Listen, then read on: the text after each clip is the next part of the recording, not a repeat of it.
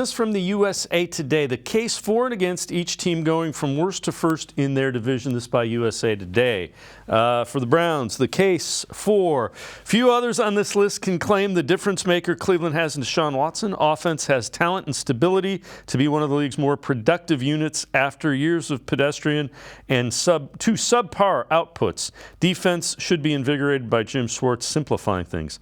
Case against. At this point, Watson's performance last season can't be completely written off as an aberration. If the Browns don't get elite quarterback play from Watson after going all in for him last March, there's no real springboard for this team to put itself in the same tier with the Bengals and the Ravens.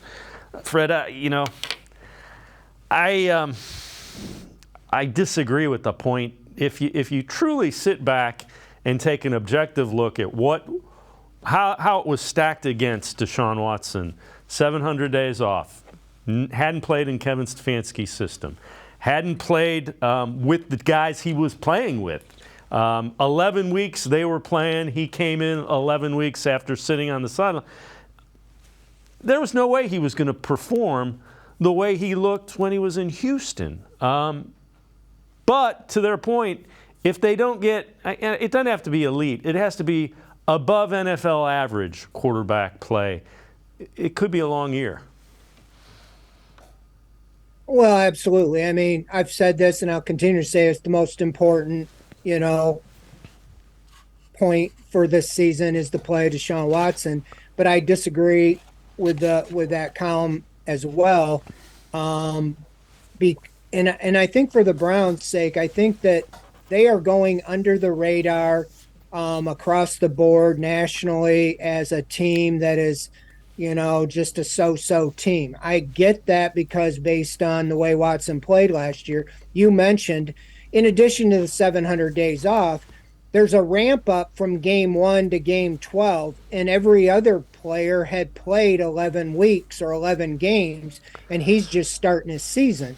So because he's getting $230 million at the time, I think he's the highest paid player, and then he becomes, obviously with the highest guaranteed, the expectations are even higher, and that's rightly so brought on, and a lot of it is the national perception because of the accusations, and rightly so, and brought on by him himself. So all that being said, think of a couple years ago, Baker Mayfield had an outstanding season, his best season. I think, the Browns went to playoffs. He threw 26 touchdowns and had 8 interceptions, and the Browns were 11-5, went to the playoffs. We know all that. Deshaun Watson, his last couple years in Houston would have set a Cleveland Browns franchise record in their history for touchdowns as well as passing yards and all those things. I think this year, and I don't think he's going to have necessarily his best year, but he doesn't have to.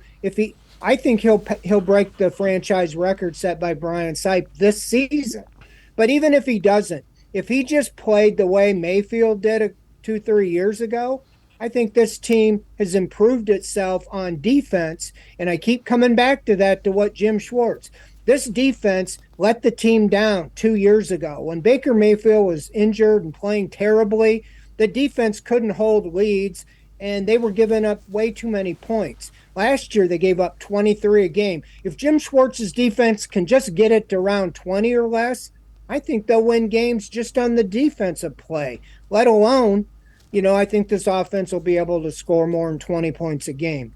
But that's where I'm saying with the weapons and everything, that Deshaun Watson can just get the ball to the playmakers and not lose games for them.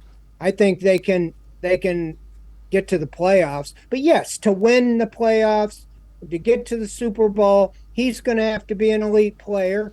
And you have so many good quarterbacks in the AFC particularly. I just think you got to get into the playoffs, and then any given day, is Mahomes better that day than Watson? Is Burrow better that day than Watson? Is, you name it, Josh Allen, right down the list, Trevor Lawrence, whoever. There's so many good teams and good quarterbacks. It's really going to come down to any given, the any given Sunday type thing. But I think that, yes, I saw something the other day. Watson was listed as the 26th best quarterback in the NFL, like 2 spots ahead of Baker Mayfield. I'm like, okay, that's not what I've seen. And I'm not a homer. I watched practice. I've watched it for 30 years plus, hate to say, but he is better, at least on the field I've seen, more athletic, better thrower than Brian Sipe and Bernie Kosar. And I know that might sound blasphemous, but I've seen them all practice and in games. Now, can he do it in the game and get back to where he was? Yes. If he shows a glimpse of what he did before 2020, I think you're going to have a lot of people pretty excited around here.